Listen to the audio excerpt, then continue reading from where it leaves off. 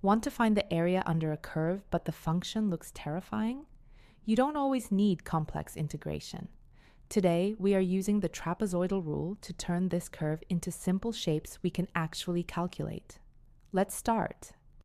We are looking at the function f of x equal 72 over 3 plus x, from x equals 0 to x equal 9. To keep it accurate, we are splitting this interval into 3 equal parts. This gives us the width of each individual trapezoid along the x-axis, which is also referred to as the height, or the h value for the trapezoidal formula. Since the intervals 0 to 9 are split into 3 equal parts, we can fill the values for x0 to x3. x0 equal 0, x1 equal 3, x2 equal 6, x3 equal 9. Next, we need the height of our graph at each stop along the x-axis. So we just plug in our x values into the function 72 over 3 plus x. x0 equals 0, so 72 over 3 plus 0 equals 24.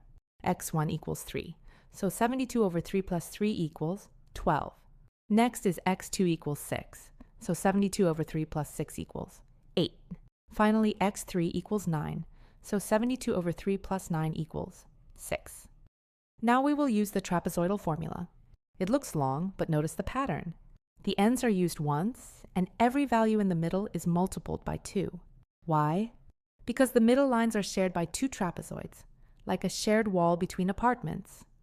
Let's plug in our numbers. Our h is 3, so we start with 3 over 2. Inside the brackets, we have our first height is 24, our last height is 6, and we double the ones in the middle, 12 and 8.